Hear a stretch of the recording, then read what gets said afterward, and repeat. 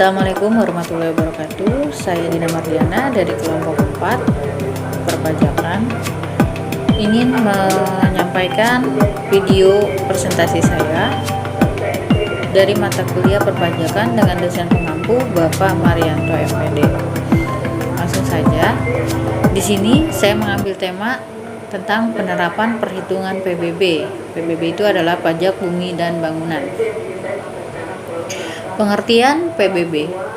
Pajak bumi dan bangunan merupakan sebuah biaya yang harus disetorkan atas keberadaan tanah dan bangunan yang memberikan keuntungan dan kedudukan sosial ekonomi bagi seorang ataupun badan. Karena pajak bumi dan bangunan atau PBB bersifatnya kebendaan, maka besaran tarifnya ditentukan dari keadaan objek bumi atau bangunan yang ada. Dasar hukum pajak bumi dan bangunan atau PBB. Yang pertama ada Undang-Undang Nomor 12 Tahun 1994 tentang perubahan atas Undang-Undang Nomor 12 di tahun 1985 terkait pajak bumi dan bangunan atau PBB yang mengatur semua tentang pungutan atas pajak bumi dan bangunan atau PBB. Yang kedua ada Undang-Undang 28 Nomor 28 Tahun 2009 tentang pajak dan retribusi daerah yang menjelaskan bahwa pemerintah kabupaten atau pemerintah kota memiliki wewenang dalam melakukan pemungutan atas pajak bumi dan bangunan atau PBB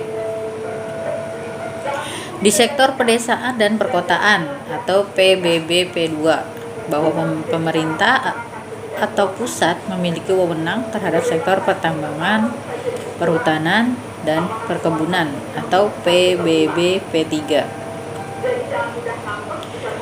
Asas pajak bumi dan bangunan menurut Mardiasmo di tahun 2011 halaman 331 ada 4. Yang pertama memberikan kemudahan dan kesederhanaan.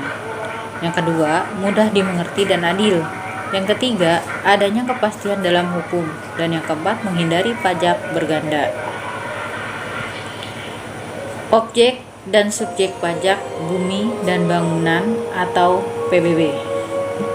Objek PBB sendiri merupakan ada tanah dan bangunan, di mana objek tanah itu terdiri dari sawah, ladang, kebun, tanah, pekarangan, atau tambang.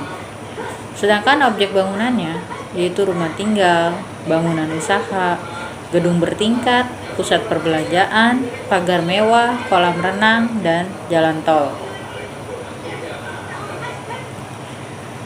Sedangkan subjek PBB itu adalah orang, pribadi atau badan yang secara sah dan nyata memiliki hak atas bumi, memperoleh manfaatnya, memiliki dan menguasai bangunan tersebut, serta merasakan manfaatnya. Tarif pajak bumi dan bangunan berdasarkan pasal 5 dan 6 Undang-Undang Nomor 12 Tahun 1985.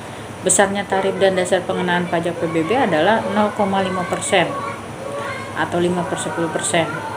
Dasar pengenaan pungutan ini ditetapkan oleh Menteri Keuangan atau Menke. SPOP, SPPT, dan SKP ini adalah sebuah istilah yang ada dalam sebuah perpajakan, di mana SPOP itu adalah singkatan dari Surat Pemberitahuan Objek Pajak, yaitu jenis surat yang biasa digunakan wajib pajak dalam melaporkan data objek pajaknya sesuai dengan undang-undang yang berlaku. Sedangkan SPPT itu adalah Surat Pemberitahuan Pajak Terutang, yaitu surat yang biasanya diberikan oleh Kantor Pelayanan Pajak atau KPP. Setelah kita menghantarkan surat pemberitahuan objek pajak atau SPOP, SPPT berisi besaran pajak bumi dan bangunan atau PBB yang harus dibayar oleh wajib pajak. Dapat dipahami lebih mudah, SPOP adalah surat pertama yang diserahkan kepada Kantor Pelayanan Pajak atau KPP yang berisi data objek wajib pajak. Lalu, setelah penghantaran surat pemberitahuan objek pajak atau SPOP, wajib pajak akan menerima surat pemberitahuan pajak terutang dari Kantor Pelayanan Pajak yang berisi nominal jumlah tagihan yang harus dikeluarkan untuk membayar pajak bumi dan bangunan. SKP itu adalah surat ketetapan pajak, yaitu dikeluarkan apabila SPOP tidak disampaikan. Bila data SPOP tidak sesuai dengan jumlah yang disampaikan wajib pajak. Jadi dalam SPOP itu adalah kita memberitahukan bahwa objek pajak yang harus kita bayarkan nanti. Nah, ketika kita melaporkan dalam SPOP, ternyata jumlah objek pajak dengan uang yang kita keluarkan untuk membayar pajak itu tidak sesuai, maka dalam ketidaksesuaian itulah nanti yang akan dikeluarkan surat SKP oleh KPP. Seperti itu.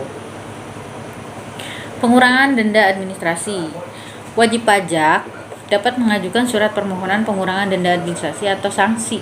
Syaratnya, pengajuan permohonan itu adalah bunga dan kenaikan yang terutang yang dikenakan karena kekhilafan wajib pajak atau bukan karena kesalahannya. Mengutip dari laman resmi DJP, untuk melakukan pengajuan permohonan wajib pajak harus memenuhi syarat-syarat sebagai berikut. Syarat yang pertama, sebanyak satu surat permohonan untuk satu SKP atau STP, kecuali permohonan tersebut diajukan untuk STP, disebabkan adanya pajak yang kurang dibayar berdasarkan ketetapan pajak. Sepanjang terkait dengan surat ketetapan pajak atau SKP yang sama, maka satu surat permohonan dapat diajukan untuk lebih dari satu STP. Jadi satu surat itu hanya untuk satu SKP, surat ketetapan pajak, kecuali sepanjang terkait dengan surat ketetapan pajak yang sama, maka satu surat permohonan dapat diajukan untuk lebih dari satu STP. Yang kedua, permohonan harus diajukan secara tertulis dalam bahasa Indonesia. Yang ketiga, mengemukakan jumlah sanksi administrasi menurut wajib pajak dengan disertai alasan. Yang keempat, permohonan harus disampaikan ke kantor pelayanan pajak pertama tempat wajib pajak terdaftar. Yang kelima, surat permohonan ditandatangani oleh wajib pajak. Jika tidak ditandatangani oleh wajib pajak, surat permohonan harus dilampirkan dengan surat kuasa atau surat khusus ya. Pejabat itu adalah orang yang berwenang mengenai perpajakan atau fiskus lah ya. Sedangkan sanksi hukumnya yang dikenakan terhadap wajib pajak yang melakukan pelanggaran pembayaran pajak bumi dan bangunan. Pertama, menurut Undang-Undang 19 tahun 2000, tindakan penagihan terhadap wajib pajak dapat dilakukan dengan dua cara, yaitu penagihan pasif dan penagihan aktif.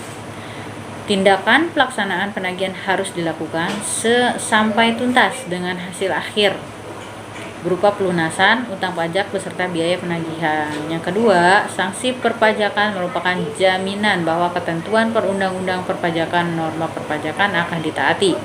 Sanksi hukum terhadap pajak bumi dan bangunan terdiri dari 3: sanksi sosial, sanksi administrasi, dan sanksi pidana. Pajak bumi dan bangunan perdesaan dan perkotaan.